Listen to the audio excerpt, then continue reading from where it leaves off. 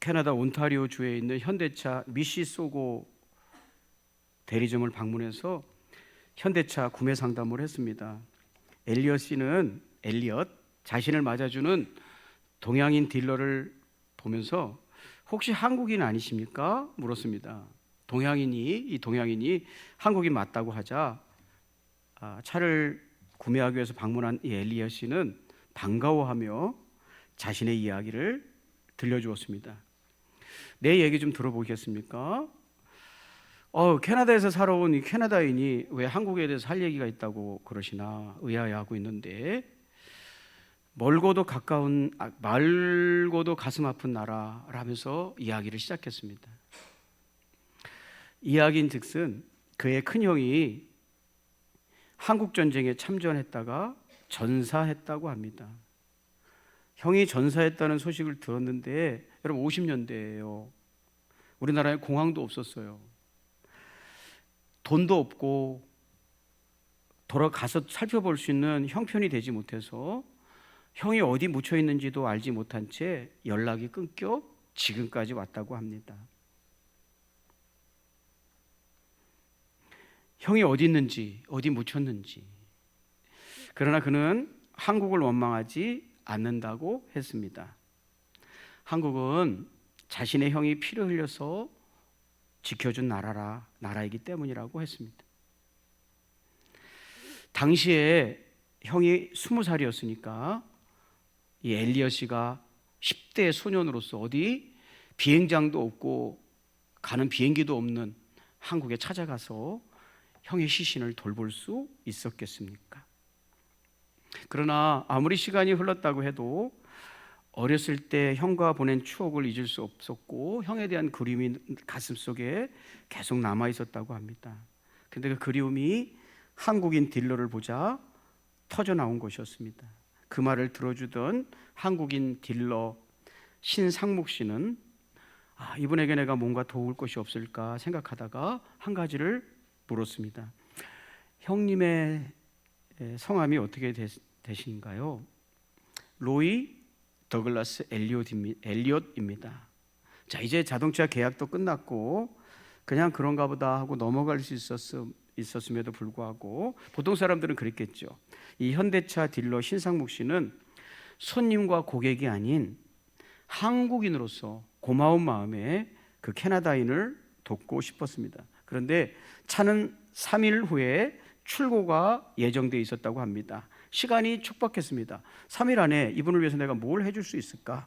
그래서 신상목 씨는 엘리엇 씨의 이야기를 토대로 한국 인터넷과 전화를 통해서 1953년에 전사했다는 그 엘리엇 씨를 찾기 시작했습니다. 이름만 가지고 그의 묘비를 찾는다는 건 정말 어려웠습니다.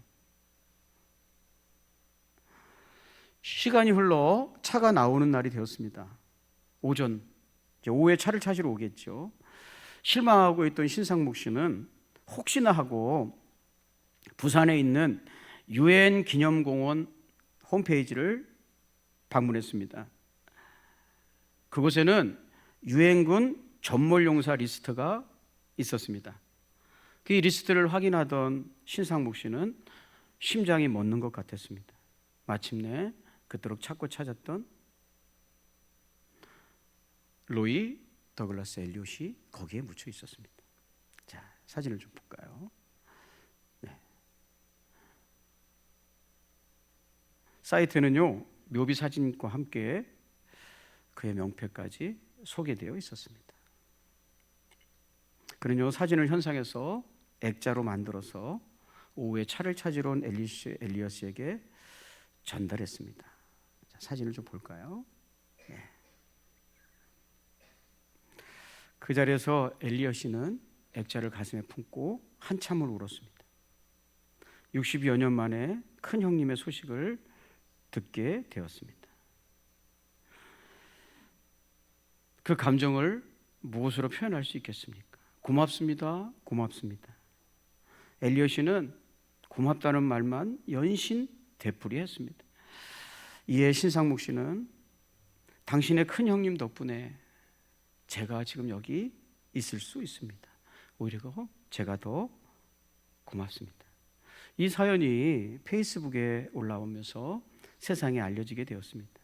많은 한국인들이 그 고마운 마음을 공감하며 이야기가 퍼져나갔습니다. 한국 정부에서도, 우리나라 정부도 그 사연을 알게 되었습니다.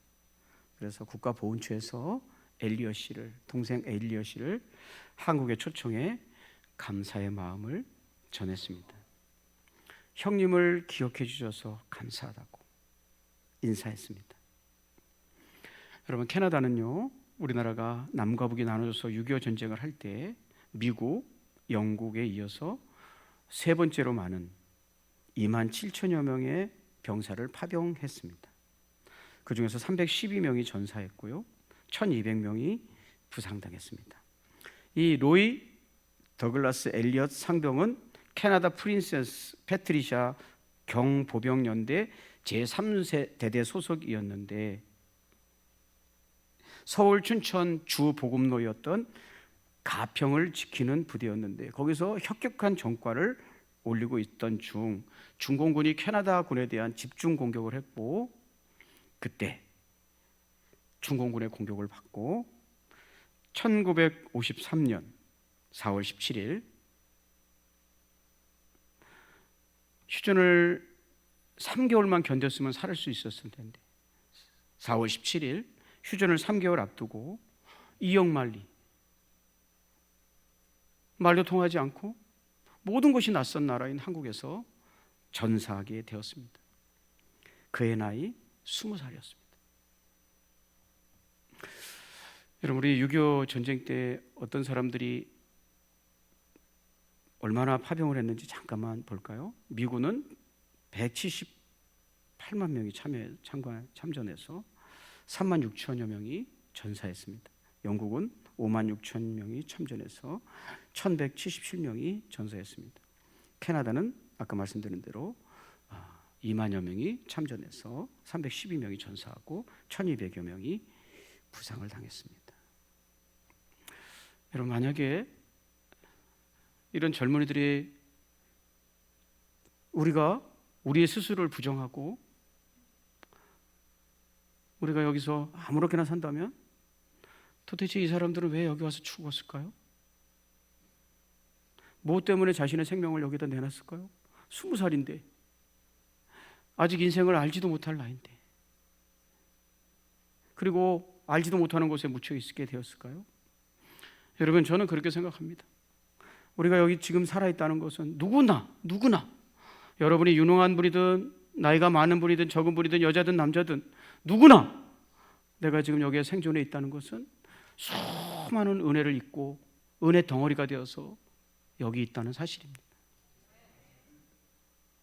그러므로 우리 한 사람 한 사람은 함부로 살면 안 됩니다. 여러분, 새벽같이 옛날에 어머니들은 도시락을 싸야 됐습니다. 학교에서 급식이 안 되기 때문에 어떤 분은 9개씩 도시락을 쌌대요. 저도 도시락을 2개씩 싸가지고 갔습니다. 새벽같이 일어나 9개씩 8개씩 도시락을 싸는 일은 현대인들은 감당하기 불가능한 일이었습니다.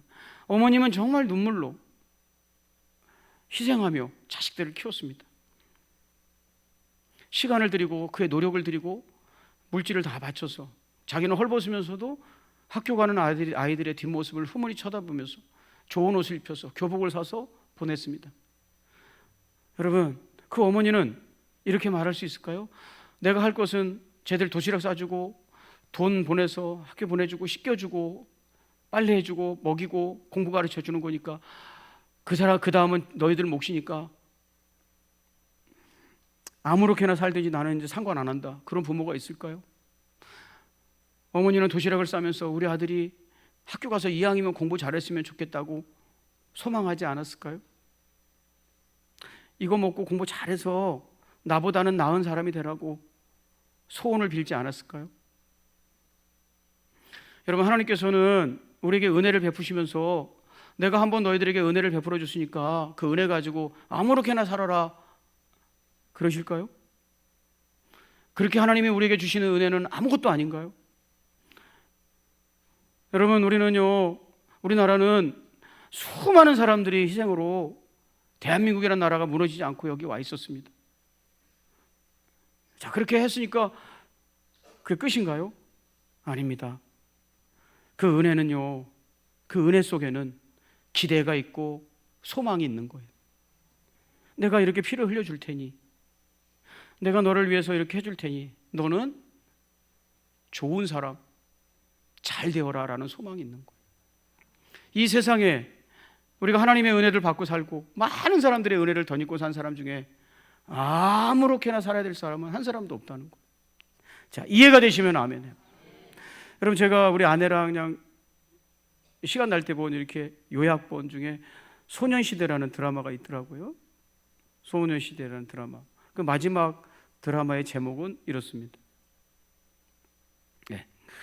이게 남자 주인공인데 여자친구가 있는데 여자친구에게 이 남자 친구가 그러는 거예요. 너는 공부 열심히 해서 대학도 가야지. 나 같은 것은 뭐 이렇게 얘기하니까 그 여자친구가 이렇게 얘기하는 거예요. 너같이 살아도 되는 인생이 어디 있는디?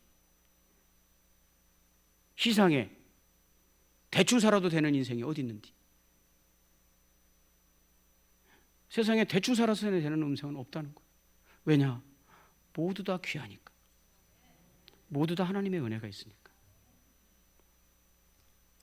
사랑하는 여러분, 저는요, 하나님께서 우리에게 은혜를 베풀면서 어떤 기대를 가지셨을까? 하나님께서 우리에게 은혜를 쏟아부어 주면서 우리가 어떤 사람이 되기를 원하셨을까? 나는 은혜만 줄 테니 그 다음에 네가 알아서 해라. 절대 그렇지 않습니다. 성경은 그렇게 증언하지 않습니다. 여러분, 하나님께서 우리에게 물붓듯 은혜를 쏟아부어 주면서 꼭 되길 원하는 지대가 있어요. 좋은 사람이 되고 남에게 나눌 줄 아는 사람이 되고 이런 것도 있지만 가장 큰 기대는 우리가 구원받은 사람이 되는 거예요. 여러분, 그 장면 제가 읽어볼게요. 우리가 하나님과 함께 일하는 자로서 너희를 권하노니 하나님의 은혜를 헛되이 받지 말라. 이르시되 내가 은혜 베풀 때 너에게 듣고 구원의 날에 너를 도왔다 하셨으니 보라, 지금은 은혜 받을 만한 때요, 보라, 지금은 구원의 날이다. 지금 너희들이 은혜 받을 시간이야. 근데 그 은혜 받을 날이기도 하고 너희가 구원받아야 될 날이요. 저는요, 한국교회 성도들이 많은 부분에서 자기가 구원받지 못했으면서도 구원받았다고 착각하고 있는 것을 보게 되었습니다. 오늘 성경에서 말씀하고 있는 구원받은 사람이란 어떤 사람인가입니다. 하나님은 은혜를 우리에게 베푸시면서 너희가 다른 거는 몰라도 꼭 구원받은 사람은 돼야 된다 하셨다는 거예요. 그러면 구원받은 사람은 어떤 사람인가를 말해주는 것이 오늘 본문의 비유예요. 자, 이해가 되시나요? 네. 이것이 은혜 때문에 구원받은 사람이다라는 거예요. 자, 여러분, 마태복음 18장 23절 같이 읽어볼까요? 시작.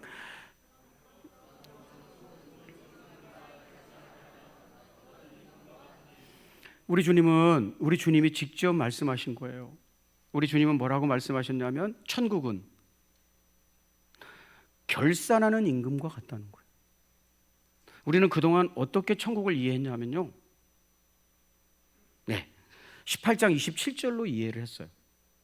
근데 주님은 그건 천국이 아니라는 거예요. 천국은 지금 이제 우리가 읽으려고 하는 18장 27절이 아니고 18장 23절이다. 결산한다.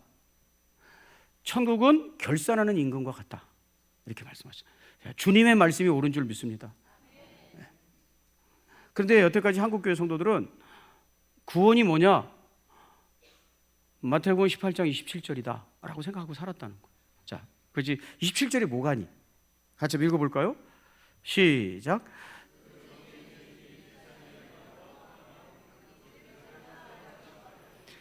여러분, 그 주인이 빚을 탕감해 주었대요. 얼마를 탕감해 주었느냐? 여러분, 이 빚은요, 죄라고 생각하면 돼요.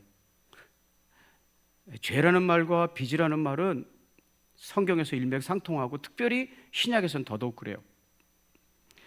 얼마를 탕감해 주었냐면 1만 달란트래요. 한 달란트는 6천 데나리온이에요. 한 데나리온은 노동자의 일일 품삯인데 장정을 기준으로 한 품삯이에요. 아침부터 저녁까지 하루 종일 일해주면 그 장정의 품삯이 한 데나리온이에요. 한 데나리온은 한 달란트는 6천 데나리온이에요. 6천 데나리온. 그래서 하여튼 결론적으로 계산 한번 해볼게요. 여러분, 한 젊은 노동자가 하루 종일 일하면 20만 원 정도 받잖아요. 18만 9천 원인데요. 죄송해요. 20만 원이라고 합시다. 20만 원이라고 하면 6천 데나리온이 한 달란트란 말이에요.